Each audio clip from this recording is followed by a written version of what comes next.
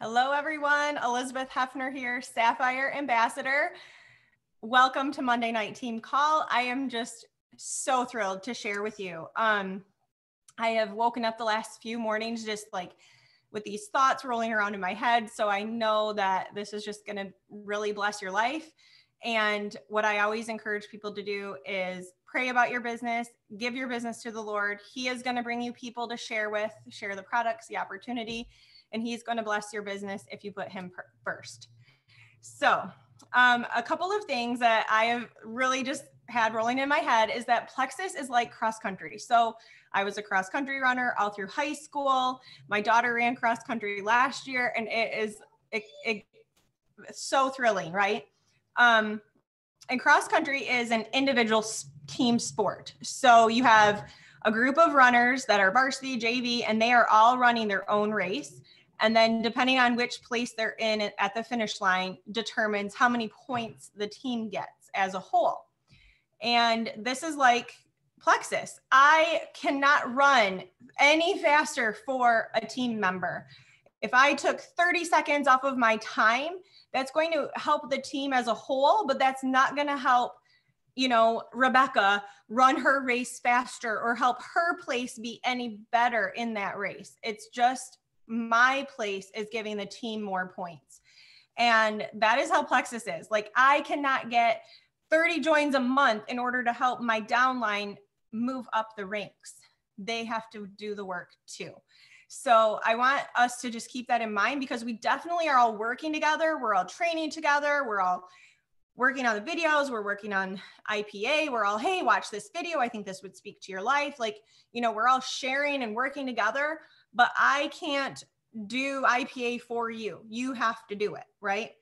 And I have to tell you, so way back, I'm a freshman and I'm running up to that cross country group and I'm all excited. And my coach looks at me and was like, oh my gosh, what do I expect? Because she saw my brother and she was also my brother's coach. And he was hilarious because he just was there because my parents required that we were involved with something. So he's like, fine, I'll go run cross country. According to our coach, he did not use himself to his full potential. He was out there kind of messing around, having fun, right?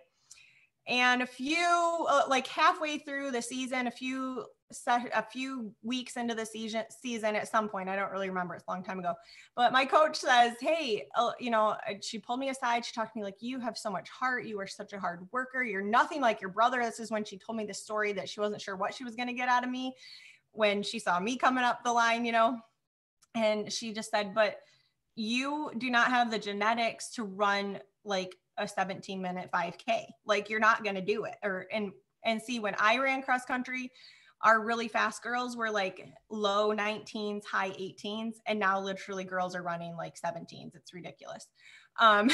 So she said, you're not going to be the fastest runner. And in my head, I was like, oh yeah, I am. I'm going to prove you wrong. Like, I didn't skip a beat. Like, yeah, I kind of wanted to cry, but I was like, I'm going to prove her wrong. And I tell you what, through my 4 years of running, I got most improved twice. I dropped my time, and I raced with the top runners. So I ran every practice with those girls that raced at like a 19-minute 5K. And she was impressed and just like, holy cow. And that belief didn't come from my parents. It did not come from my coach, clearly. It did not come from my teammates. That came from me going, I am going to do this and I'm going to prove them wrong. And you just watch me go get a bunch of medals. And I should have brought them down. My parents had framed all of my cross country and track medals. And to me, it's super impressive. I'm sure kids nowadays probably get more, whatever. And my most prized one was being number 19 in the regional race. And we were not a small district. My high school is like 300. So whatever class that was, it was like a class A at that time. I don't know what it would be now. And so my goal was to get a regional medal. The top 20 got medals and I was 19. And so I even passed somebody at the end. It was awesome, you guys, like so thrilling. So this is the other thing with running. is you do not run. And as you're coming up to that finish line, start looking around and going, who's coming up on my shoulder? Because I tell you what, by the time you look, they're past you. Stay in your lane, right? Stay in your lane, work your business. This is not a comparison of, well, she got 3 joins and she got 6 joins and all of that. We're not comparing, because as we're looking over here at what they're doing, we're losing time and losing speed on our own race. So don't do it. And then the other thing I want to remind you of is, what is your passion? Because your passion is waiting for your courage to catch up. What is your passion? Is your passion orphan ministry, adopting, fostering, missions, providing clean water to people that don't have clean water? Is it suicide awareness? Is it huge family vacations, your dream house, a vacation home? What is it? College funds for your children? What is your passion? What is it that you are passionate about? Because even if your passion isn't, oh, I want to, be a diamond or whatever, which we hope it is, and we want it to be, but your passion is to truly pour into other ministries, then I can guarantee that this opportunity is the avenue to get there, because you can build that residual income. You can be helping people along the way, and you're not having to leave your house to do it. Which again is super appealing to a lot of people. I am a physical therapist. The last thing I wanted to do was go work more physical therapy hours. You guys, I have RA. I could barely work the hours I was working. It hurt. I was in pain. I didn't want to go work more as a PT. And if you didn't catch my Gut Health and Happiness, my pain is way, way, way, way, way, way, way better. So check that out too if you need to. But I didn't want to leave my house. I wanted to be with my kids. I wanted to maximize the time with them. And this gave that mission to do that. And we as women, we are very, very good at giving into our own excuses. Oh, well, my husband needs me. My children need me. My job needs me. The laundry needs me. No, we make time for those things, but it is not at the expense of what God has called us to do and where our passion is. And we need to call out our own excuses. And if you're not able to call out your own excuses, then have your upline help you, because we will help you work through those things. This is definitely more about just achieving. This is about who we are and who we're helping and who we're offering a solution to. So take yourself out of it. Take yourself out of the equation, because if you're not sharing and you're not helping and you're not talking about Plexus, this opportunity and the products, then someone in your life is missing out. End of story.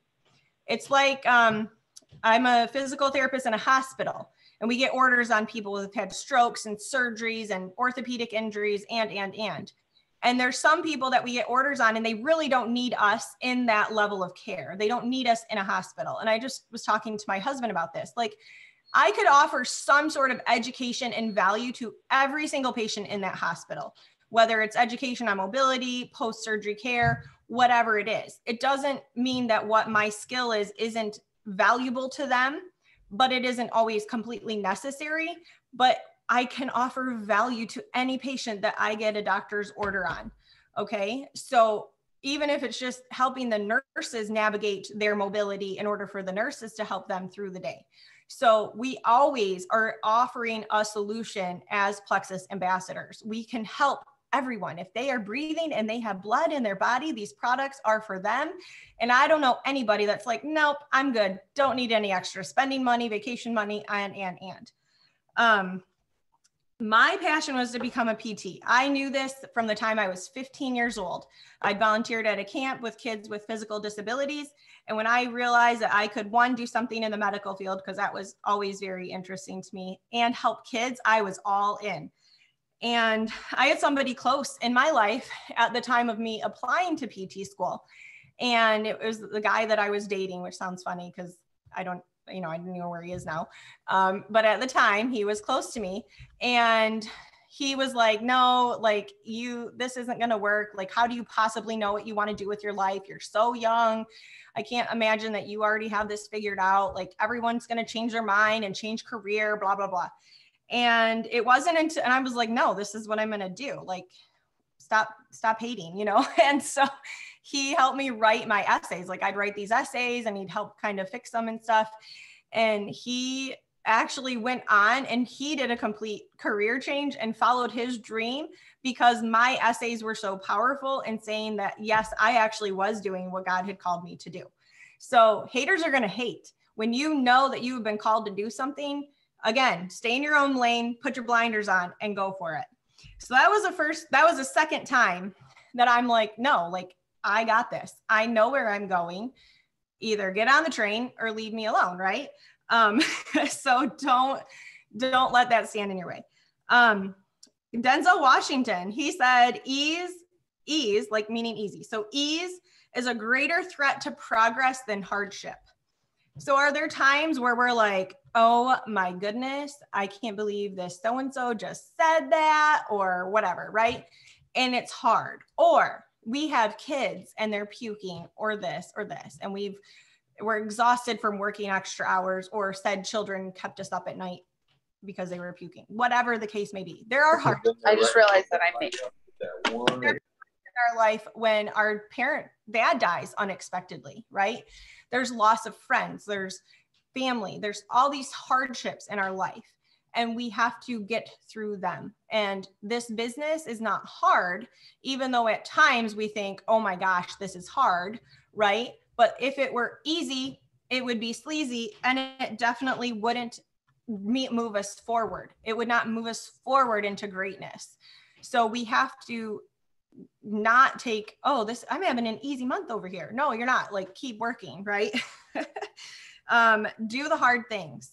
And something that is hard to you may not be hard to me, but there's other things that are hard to me that are easy for you, because we all are working within our skill sets and we're all moving forward with those things that we are gifted in, but we also are slowly fine tuning the things where we do need to grow. This is not an opportunity, well, I'm good at these things, so I'm going to stay here. Like, yes, we work 90% in our strengths, but we also need to work or bring in people to help us in these things that we struggle with. John Maxwell said that action is the cure. Action is the cure.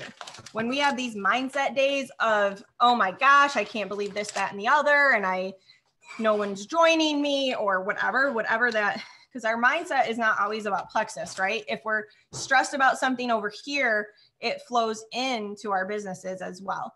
And you cannot just sit here and think over and over and over. That's just making those grooves deeper and deeper into that negative track, but it's also not doing anything. Like, I don't feel like folding the laundry. Well, guess what? Once I start folding the laundry, it's like, okay, I got one basket done. We're doing good. I'm almost done now. You're moving forward. Once you start doing the dishes, it's not so bad, right? Get the dishes done. Let's see how fast you can get it done. Turn it into a game. Whatever it is, you have to keep moving. And the best way to cure that mindset is to do something, do the action, and do it scared. So I have had to do scary things as a PT. You guys, I walk in and I have kids that are hooked up to I had a child hooked up to ECMO. If you don't know what that is, look it up. It's ECMO, all caps.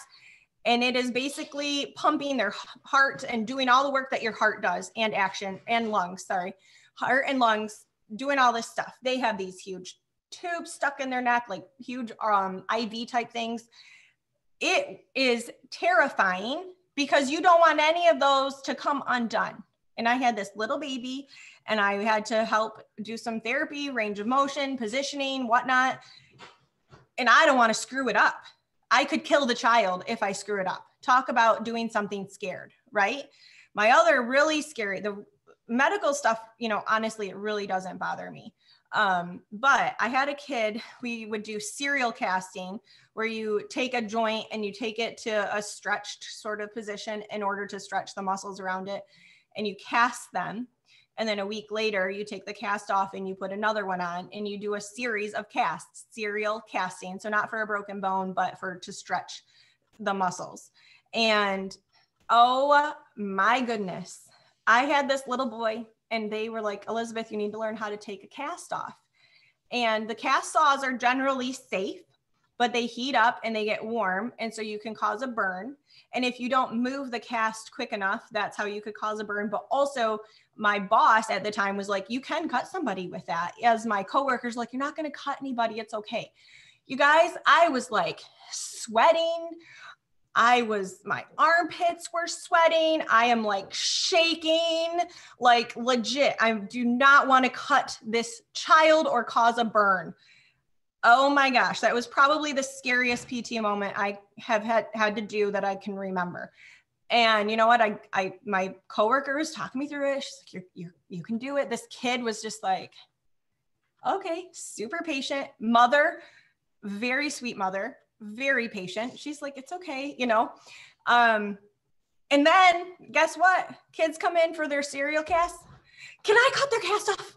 I'm volunteering for it, you guys, because it was like, this is fun. I get to use power tools, you know, like it was actually fine. It was totally fine. And I'm like, I want to take it off. Let me do it.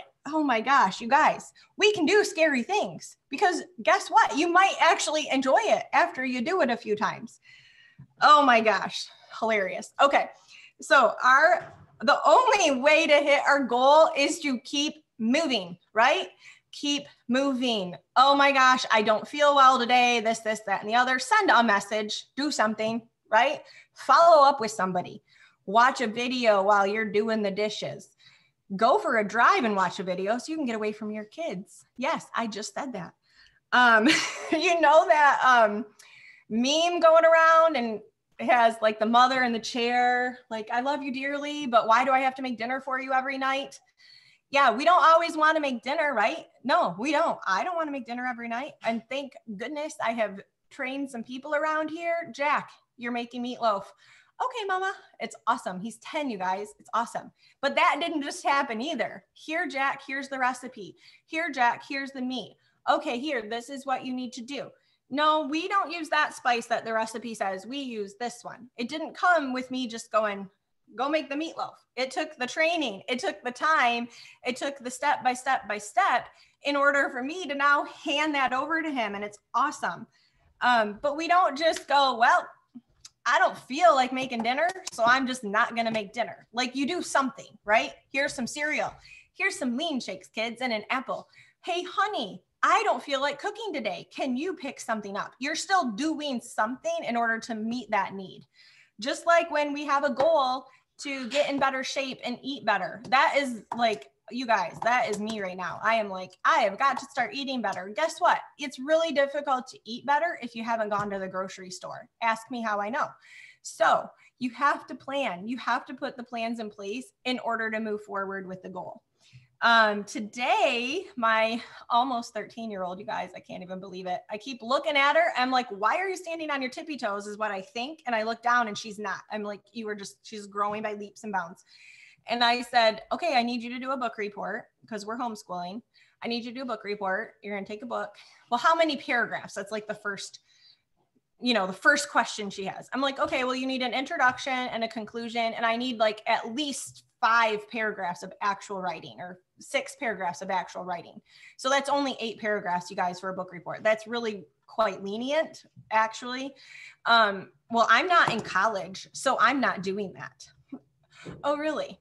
Well, you're not in college, but you're in mama's homeschool, so you are doing it, or else we can add more paragraphs.